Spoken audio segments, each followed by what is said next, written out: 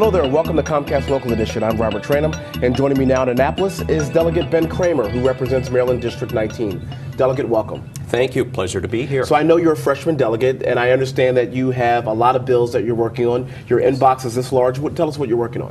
Thank you for asking. I have a fairly significant number of bills that I'll be putting in this session. Many of them deal with seniors issues. One thing that I quickly learned coming here to Annapolis is that we have not really focused on protections for our senior residents at the state level. And with this package of bills, I hope to address that situation. The first, and I think what will be one of the most prominent, it will be the creation of a silver alert for the state of Maryland. Explain, please. It will be similar in nature to an Amber Alert where we have a child who goes missing, only this will apply to any individual who suffers from a cognitive impairment. So whether it be dementia or Alzheimer's or whatever the case may be? Absolutely. And the Alzheimer's Association has found that at some point or another, 6 out of 10 of those who suffer from Alzheimer's will at some time wander. And if they're not found within the first 24 hours, 50% of those will suffer some serious harm or death. And this bill, when implemented, will create an opportunity for the rapid dissemination of information about the person who is missing.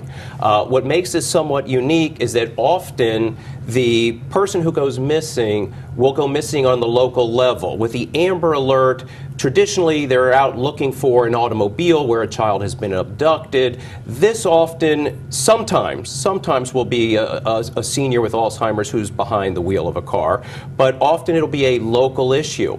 And I think what will really make this bill unique is that it has been tied into the community service learning hours for high school students.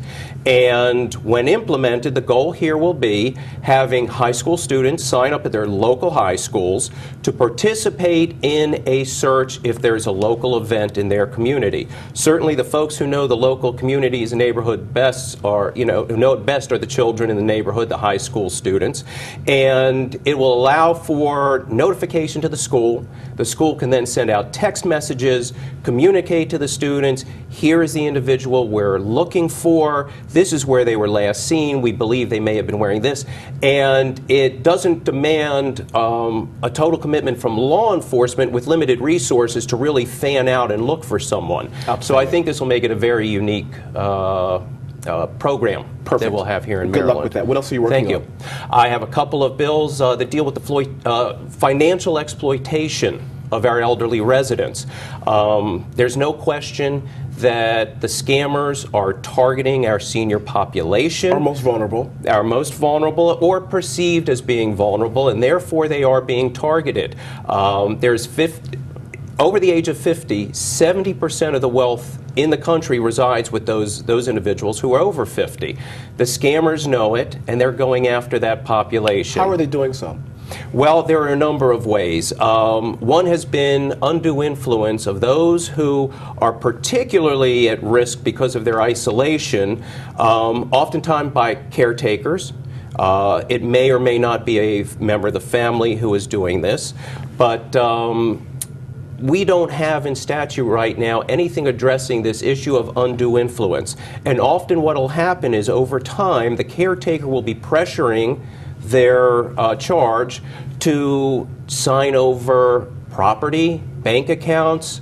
Very often they'll say, if you want me to keep going to the grocery store to buy your groceries, go to the post office, you need to sign the title of the car over to me. And over time we'll pressure the individual into actually signing over some of these assets. Right now there's nothing that can be done to prosecute these cases, and our state's attorneys have all said we need to close that loophole, and this is an opportunity to do so. So we'll be having that this year. We'll be looking at credit card fraud of the elderly. You know what? I have to cut you off, but it seems like you are a champion for seniors, and keep up the good work, Delegate Kramer. Thank you, and I appreciate the opportunity. And to find out what Comcast is doing in your community, click on the On Demand button and get local. As always, thanks for watching. Have a good one, everyone.